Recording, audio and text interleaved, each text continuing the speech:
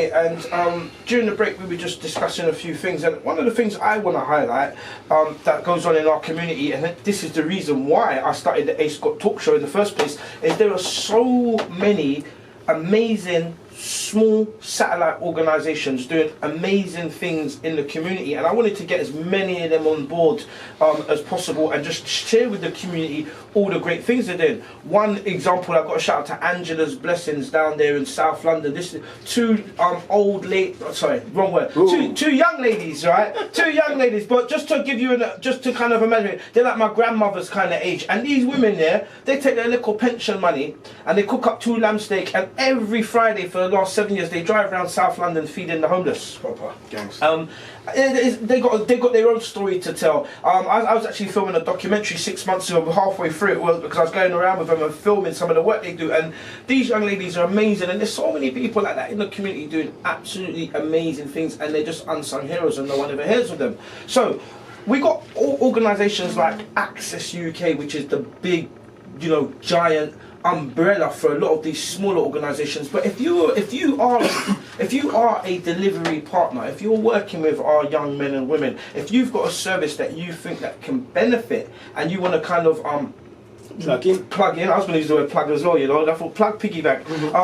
Nana, just tell everybody how they can get hold of, contact you guys at Access UK. Give us your website and your email, etc. So www.accessuk.org, and our email address is info@accessuk.org. Thank you very much. I just want to highlight as well that I've seen a shift in terms of the small organisations. They're working less and less in isolation, and I love the fact that the community, you've seen people work together and people cross-fertilise each other's services, and wouldn't you agree, Dean, we need a lot more of that?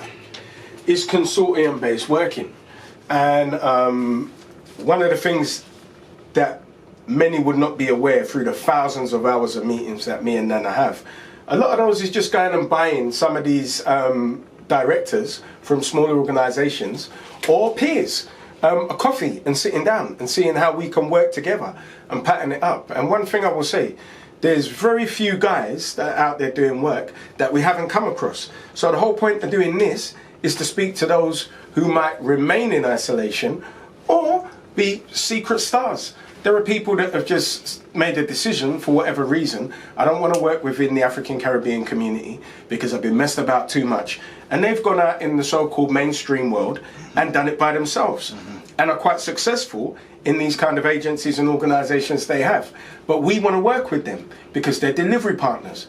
You see, where we've been shut out from the bigger funding is in those consortiums that we haven't created with joint incomes. Now, there's also a way that they shut you out of that. But me and Nana met with an organisation that have ring-fenced 90 million UK pounds sterling for BAME organisations to deliver these kind of programmes to youths.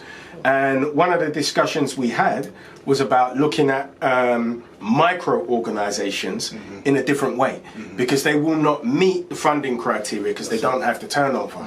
So one of the discussions we had is, well, if we receive invoices from these micro organisations, we'd like you to start tracking their trajectory of what they're making and what their delivery is consistently so that you can start to fund them. So that's another thing that we've been doing in a conversation that we've been having with those funding organisations to recognise our micro organisations. Because if you don't have a 20 grand turnover and you're doing 100 grand's worth of work, it's like you had Craze 24 on it.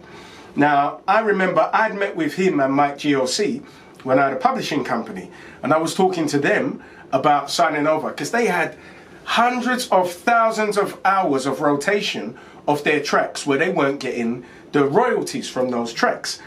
But not everybody understood the business at that time. So these guys, Mike GLC and Craze 24, the reason I bring them in tandem is because they saturated the entire market between 2003 and let's say 2006. You couldn't see anybody else's videos. There are a few more, but these two, specifically having an authentic road experience, they dominated. And let's now talk about the generation of Channel U. So now moving forward to 2020, Craze 24 was talking about his organisation and what they do and having volunteers. They have volunteers because the new organisation isn't financed. So the first thing that I thought seeing Craze on the show is that guy's powerful and he saturates in terms of marketing. And he has a history that young people can actually look at and then duplicate in terms of the digital marketing around music. So I reached out to him, and specifically around the 5-hour seminar that we're going to have for the First Road CEO, in amalgamation with the other experts that are going to be speaking.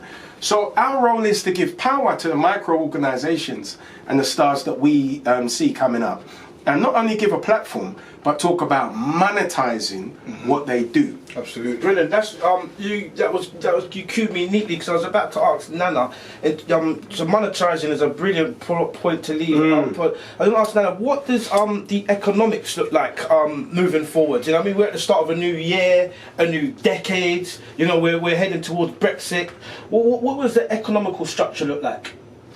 For whom? For what specifically are you referring to? I'm talking specifically to youth employment in this country. Well,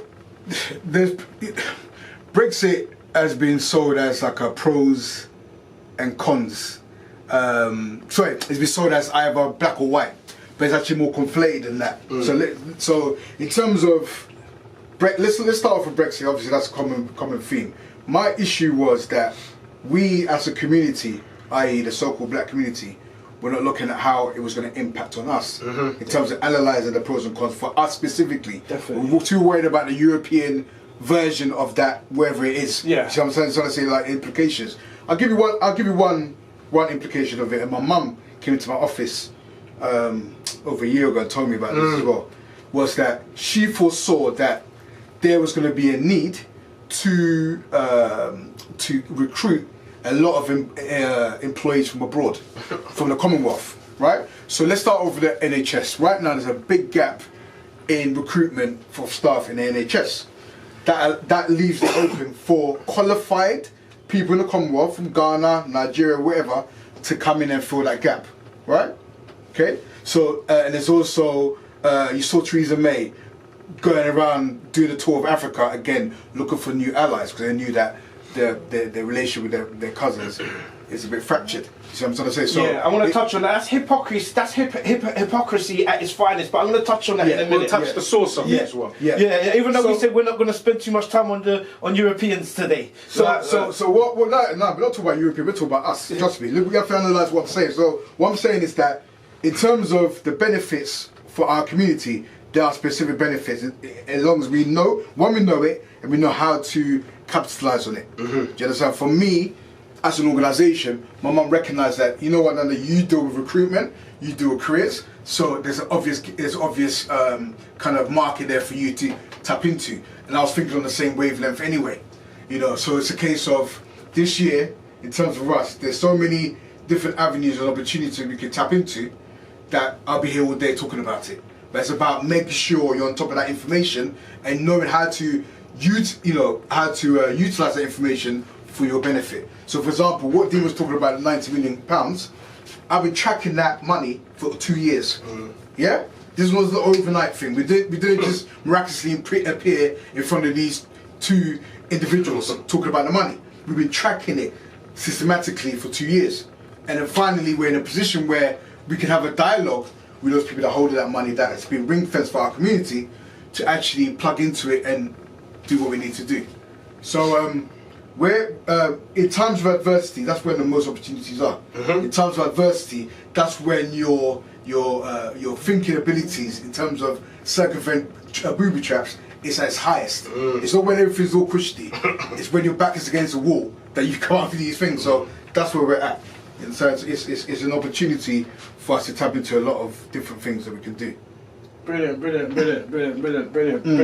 I think the UK should be fortunate to have brothers like you at the forefront of this economical growth and change. And I mean, I think the roles that you guys play are not only important, but very, very, very, very, very valuable within our community. So God bless you both. And once again, thank you for coming on the A Scott Talk Show today and sharing with the audience, what you guys do. I'm going to slide into this one, London Town, and then I'll catch us back in a couple of minutes. Ace got to talk to the world.